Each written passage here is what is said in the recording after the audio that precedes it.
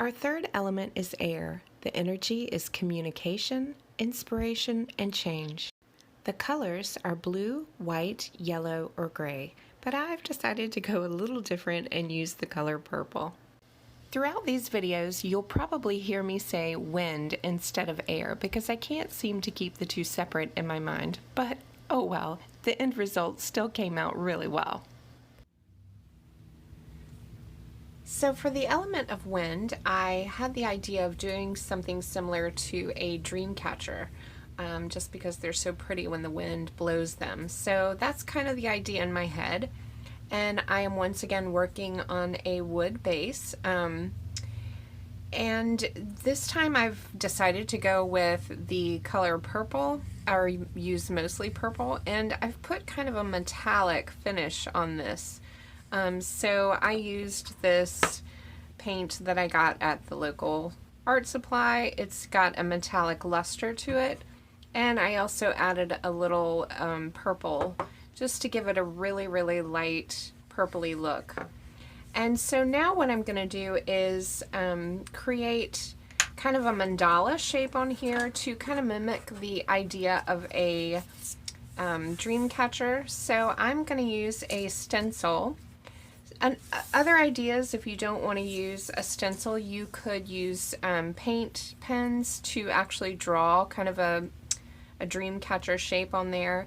If you're good with making dream catchers like the real ones, you could actually make one or somehow figure out how to do some sort of weaving on this as well.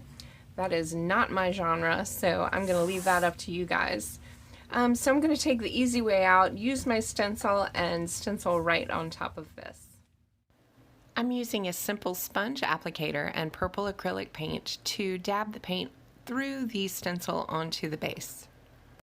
I'm going to hedge a bet that you guys are probably way more accustomed to stenciling than I am, but one trick I've learned is to not have too much paint on your applicator.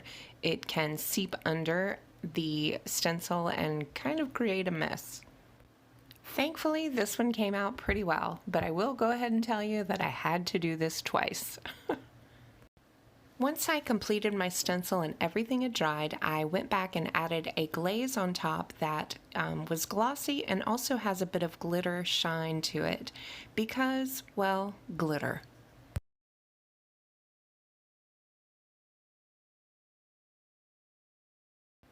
While the base is drying, I go ahead and draw my butterfly using the same method that we've used previously. This time I used the Ulysses butterfly for my inspiration. For our air butterfly, we're actually going to be doing a technique that is really similar to the water technique that we did. So we're going to start out wet into wet, which means I'm going to wet my circle. And remember that we're going for a nice, consistent, shiny surface and not many or any puddles. So now that I've got my surface wet, I'm going to drop down to a smaller brush and I'm going to introduce some wet paint. So this time, instead of making drops of paint, we're actually going to make lines of paint as if the wind was kind of blowing that paint. At least that's my idea. So this is actually a really good way to get to know your paint to water ratio on a wet surface. It's a really good technique to practice. So all you do is start at one side and then you're not going to release your brush.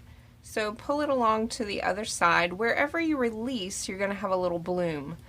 So just keep that in mind for your design. And like I said, you can really play around with having more water and less paint. So here I've added a little extra water to my paint supply, and that of course will make the color lighter. And so you want to make sure you have a lot of variation in your design. You can also switch up the colors. So I'm going to go into this dioxazine purple and create a small line right here. And you can also use that water technique where we released, we just made little droplets. So I'm coming back over that line, and because I'm releasing in those small little movements, you can see how much it intensifies the color. So you can really get some really cool designs using this technique. So I'm going to fill my entire circle, and when we get to our butterfly, we'll fill up our entire wing shape with these lines. And also experiment with, where you release. You can create kind of these almost Saturn looking, this ends up looking like the planet Saturn because it's in a circle. But it's a fun technique to play with.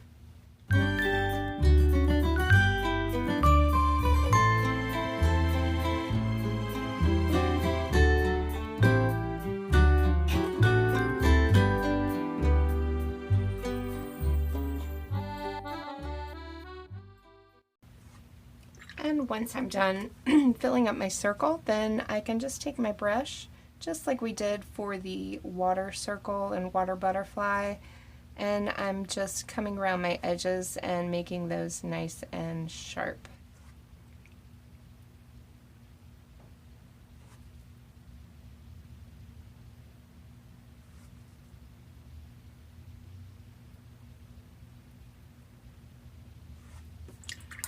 So there you go. That is our first technique, and for the second one, it's kind of similar.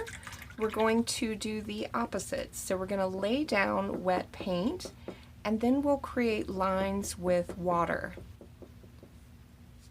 So I'm going to go in with my mauve first. This is a Cotman color and is, if not my favorite, it's like top 3. It's a great color.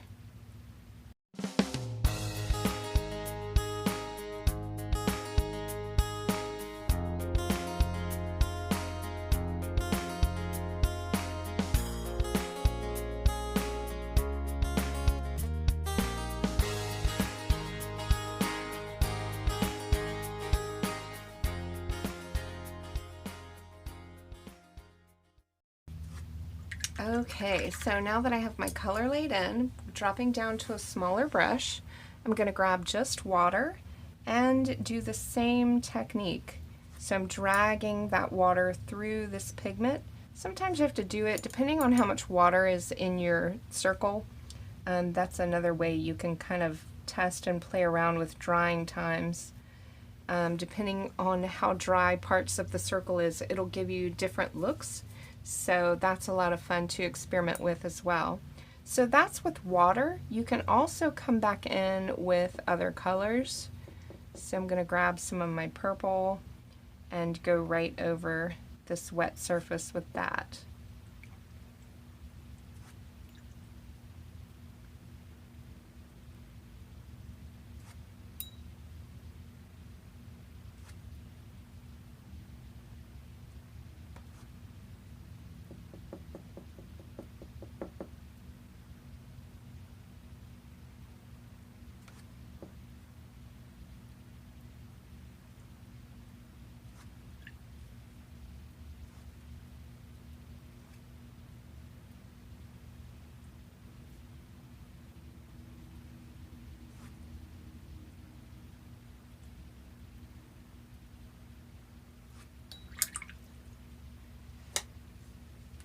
So there you have it. Those are our 2 techniques, and you can see already how this one is drying. It's going to dry really lightly, which is perfect for our wind butterfly. It should look really, really lovely. So give these a shot, and next we'll paint our butterfly.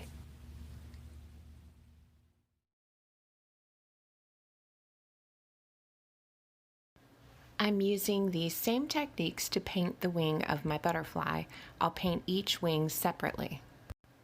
I'm in the habit of staying within the lines when I paint, but in case you haven't already figured this out, we're going to cut this butterfly out. So if you go outside the wing line, that's really okay.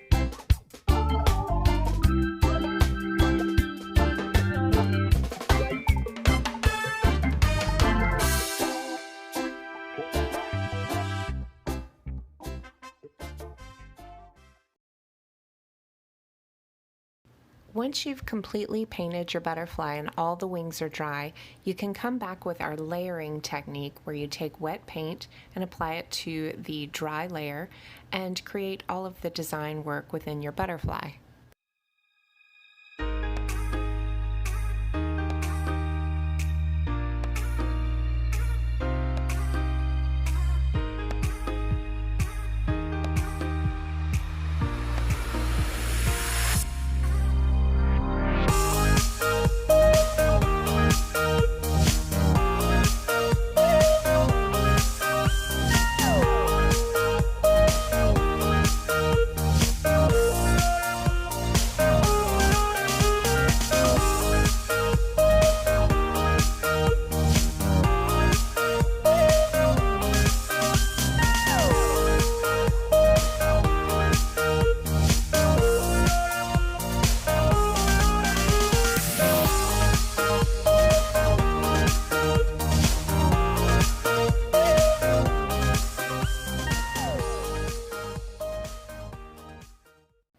I painted the body section of my butterfly with the darker purple, and once everything is dry, you can cut him out.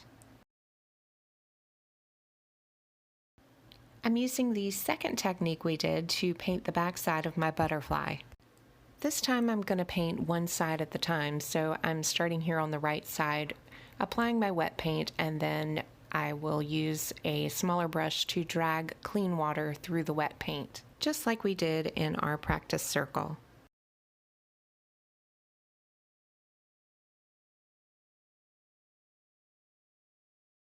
If you notice that when you start to drag your water through the wet paint that not much is happening, you may want to give your paper a little more time to dry. Sometimes when the surface is too wet and then you apply more water on top of that, it just kind of runs and mixes all together without creating those wonderful blooms. So if you just give it a minute or two to soak into the paper a little more, it'll work much better.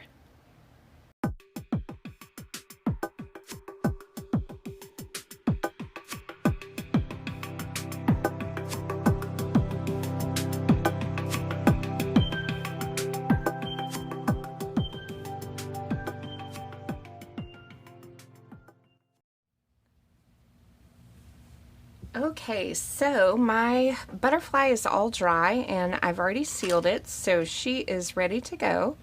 And it's definitely a she because I have gone full on girly girl right here. So having lots of fun with this one. So my base I am going to attach some more bling to because why not? I have these little sticky jimmy things. So I'm going to apply some of these to my outer edge here and in some different places on my dream catcher. So feel free to collage once again whatever you think you might need on your dream catcher. And then I also had this idea about attaching the feathers down on the bottom to really give it that dream catcher vibe. So I found these feathers at the craft store in the kids section. They're really inexpensive. And I've got here floral wire, which is also really inexpensive, very thin. I think you can actually get it in different colors too. So mine's kind of a bronzy color. So all I did was take some off, and it cuts very easily.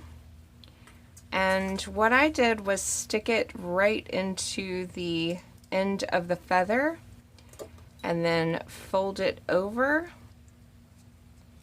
and kind of hold that end there and then flip it back and just start to wrap it around the base here. So nothing like really hard, or I'm sure there's a million different ways you could attach this, so whatever comes easiest.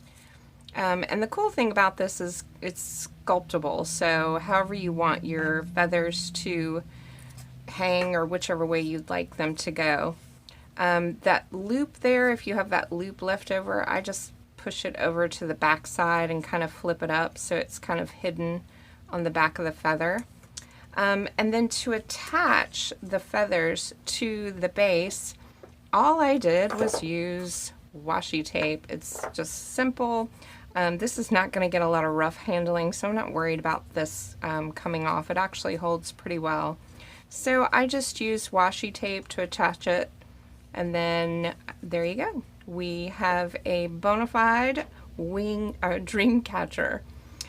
So the last thing that I have to do is finish up my feathers, and then like I said, I'll be attaching my butterfly kind of right in the center here. So I'm going to wrap this up and we'll see how it turns out.